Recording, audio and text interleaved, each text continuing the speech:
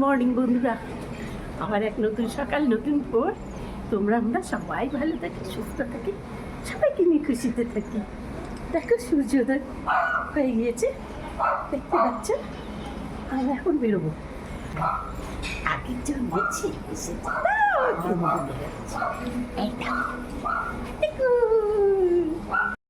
চলো বেরিয়ে পড়েছি। ভোরের বেলা, ভোরের আমেজে দেখো রাস্তাঘাট, চারধারটা কত সুন্দর লাগছে। পাশ দিয়ে দেখো ফুলে ভরা গাছ, পাশ দিয়ে দেখো ওরা দাঁড়িয়ে আছে, যেন আমাদের ওরা দেখছে না আমরা ওকে দেখছি, সে আর বোঝার উপায় নেই। তবে আগেই তোমাদের বলেছি রাস্তায় যেতে যেতে প্রচুর ফুল পড়বে, আর এই ফুলটা দেখার জন্যই আমরা বেরিয়েছি, বা আমার ছেলের বন্ধুকে দেখাবার জন্যই নিয়ে আসা হয়েছে।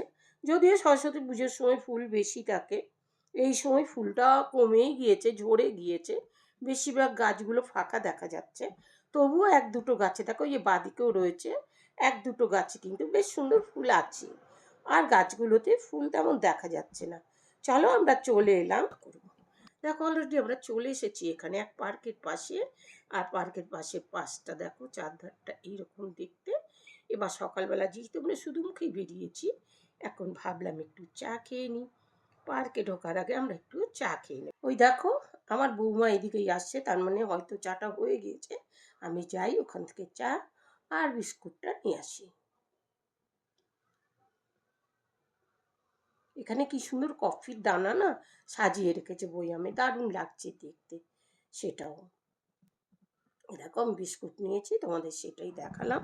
ক্যামেরাটা অনেকটা দূরেই রাখা হয়েছে, তাই খুব ছোট্ট করেই দেখালো বিস্কুটটা। চলো এবার এসে, আমি আগেই চা এখানে রেখে গিয়েছিলাম, চাটা প্রচণ্ড গরম তাই আগেই রেখে গিয়েছি।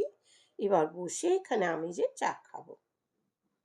দেখেছি সকালবেলা সেই চা আর বিস্কুটটা পেতে না পেতেই গপ গপ করে খেতে লেগে গেছি, দেখেছ।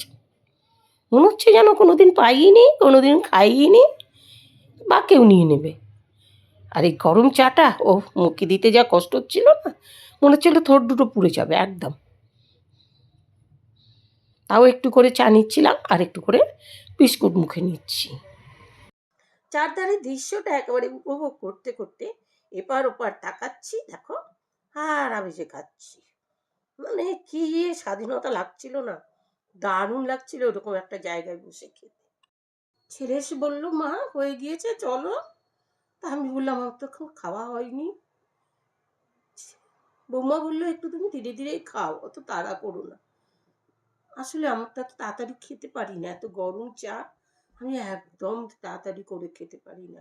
সে কথাটাই বলছি, শব্দটা আমার কেটে দিতে হয়েছে, চারধারে এত গাড়ির শব্দ ছিল, যার জন্য মুখে আমাকে আলাদা করেই কথাটা দিতে হচ্ছে।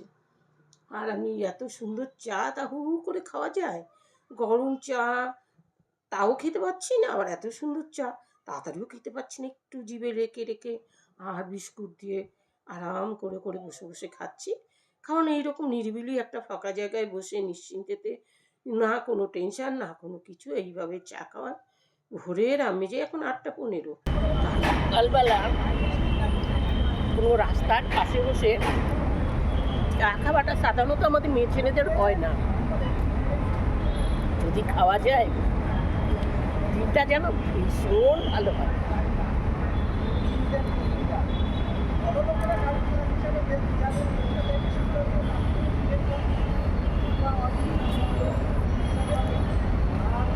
বয়সের সাথে সাথে সবই চেঞ্জ হয়ে যায়। আগে মনে করো না সকালে বেরোবো কেন, ছেলে স্কুল যাবে, মেয়ে স্কুল যাবে, এই হবে সেই হবে, ওটা তুমি বেরোবে, নানা কিছু। আর এখন মনে হচ্ছে একটু বাইরে বেরোতে পারলে ভালো হয়, তাই কাজ হয় না। এবার চা খাওয়ার পরে কাপটা ডাস্টবিনে ফেলে দিলাম আর চললাম সেই পার্কের দিকে। চলো যার উদ্দেশ্যে এত দূরে আসা, চলো হেলে দুলে দুলতে দুলতে এই পার্কের গেটের ভেতরে প্রবেশ করছি। বন্ধুরা, তোমাদের কাছে যদি আমার ভিডিওগুলো ভালো লাগে অবশ্যই লিখবে, লাইক দেবে, কমেন্ট লিখবে আর সাবস্ক্রাইব করবে।